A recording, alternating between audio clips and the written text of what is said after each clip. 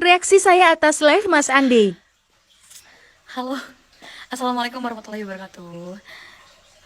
Tadi pas Mas Andi live, kebetulan saya lagi tidur, jadi saya nggak bisa masuk ke dalam live-nya dan nggak bisa jawab secara langsung. Jadi saya buat VT ini juga kondisinya baru bangun tidur banget. Dan saya udah catat beberapa poin yang dibahas sama Mas Andi, jadi sedikit saya jawab. Boleh ya jawab ya? Di live tersebut Mas Andi bilang, saya kemarin live dan pas lagi Bang Andi masuk, live-nya dimatikan. Bang Andi, maaf, di momen itu saya udah live berjam-jam, kurang lebih hampir 1 jam lebih. Dan itu posisinya di tempat makan dan saya juga pengen pulang. Jadi jangan kepedean kalau saya itu matiin karena ada Bang Andi. Gak usah pakai tanda kutip karena kamu gak sepenting itu buat saya itu berhenti live karena ada kamu. Kamu bisa nonton di YouTube, kamu bisa nonton di mana-mana, dan kamu juga bisa dengar omongan dari militan-militan yang banyak itu. Jadi gak usah bilang saya pas ada Andi takut, enggak sama sekali. Terus yang kedua, Bang Andi bilang keuangan semua dipegang Ibu Risa. Bang, maaf, tanpa mengurangi rasa hormat saya terhadap jabatan ya. Menurut saya seorang driver itu tidak sepatutnya mengomentari hal-hal yang tidak seharusnya dikomentarin. Dan menurut saya abang juga udah terlalu banyak berkomentar yang bukan ranahnya. Jadi janganlah ngomong begitu, kecuali kalau emang itu keluar dari mulut Mas Rian sendiri dan bicara secara langsung ke saya bahwa Riz, semua keuangan kan dipegang sama lo, jadi kekurangan dan kelebihan MTI harusnya lo yang nanggung. Kalau emang itu yang diminta sama Mas Rian, saya siap membuka data semua transaksi yang saya lakukan selama saya bekerja sama dengan beliau, dari sebelum bahkan setelah saya keluar dari MTI atau bahkan sebelum berdirinya MTI, saya siap membuka data-data tersebut.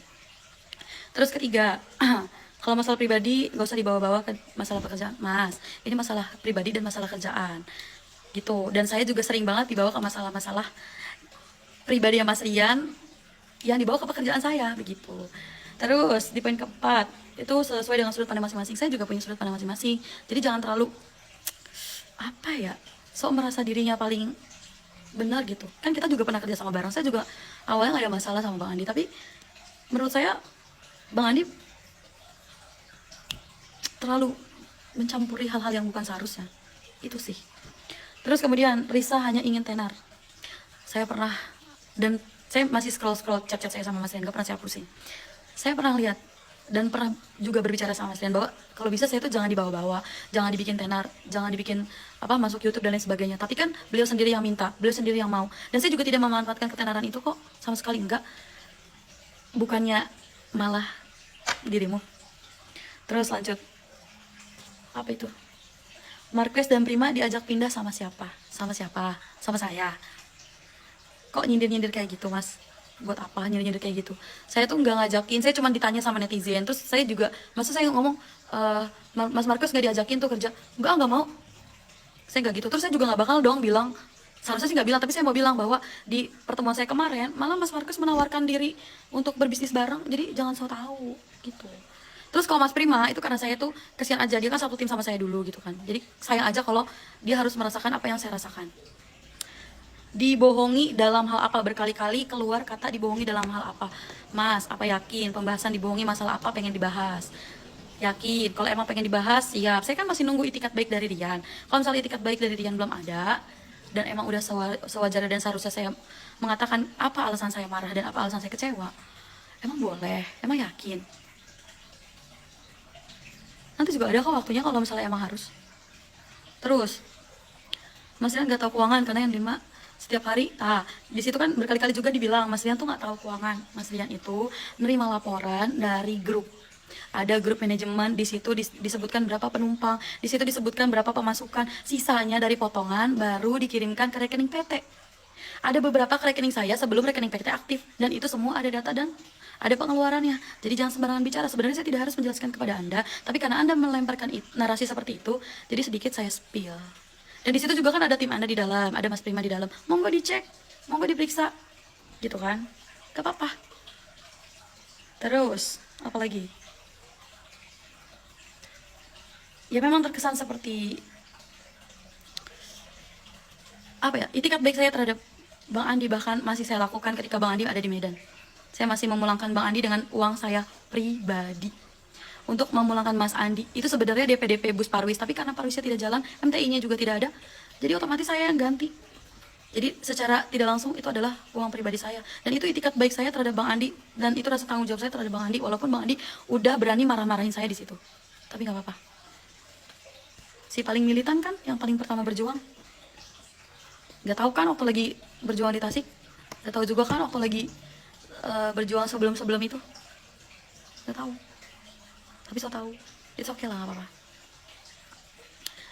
Terus, Parwis malah trouble. Oh, dia tadi bilang bahwa uangnya tuh kemana, sedangkan 06 tuh yang paling sehat, jarang trouble dan lain sebagainya.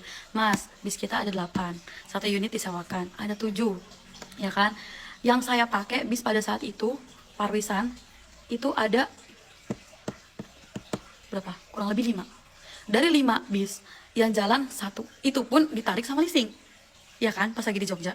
Jadi, jangan membuat narasi bahwa itu tuh uangnya kemana seolah-olah gitu. Sedangkan coba deh dibayangin, kalau misalnya saya udah nerima trip 5, tapi trip yang 5 yang jalan cuma 1. Ini ketika trip ini 4 ini trouble, ini kan uang jalannya udah saya kasih, ya kan? Minimal 1 barcode BBM sama premi, ya kan? Terus kalau misalnya ini trouble, saya tanya apakah BBM-nya bisa balik? Apakah preminya bisa balik? Enggak toh, tapi saya harus memberangkatkan penumpang dari titik jemput pertama atau titik trouble ke tujuan sesungguhnya.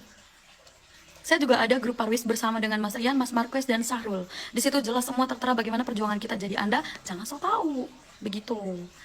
Apalagi, nah lanjut ya tadi ya. Dari 5 unit yang saya berangkatin, ya kan, itu ada 1 yang nyampe ke Jogja, ya kan.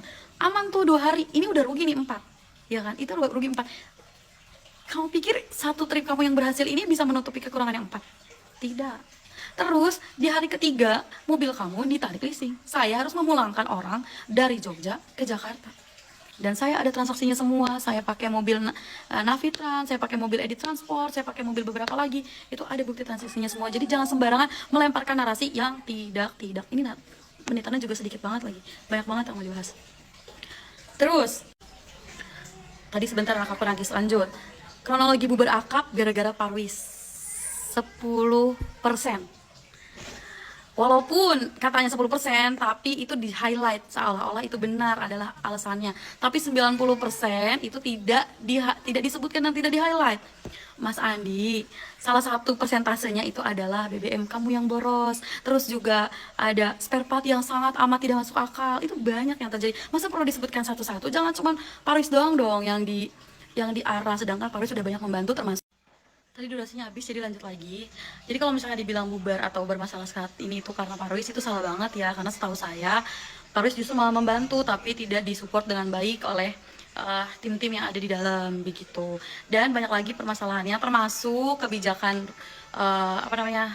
ngasih makan. Terus juga adanya permasalahan antara Mas Rian dengan agen besar yang nge-supply banyak penumpang, sampai yang stiker kita dikletek itu kan menutupi dan mengurangi banyak sekali jumlah penumpang. Terus juga konsistensinya juga nggak ada, dan itu bukan karena Parwis, tapi karena apa?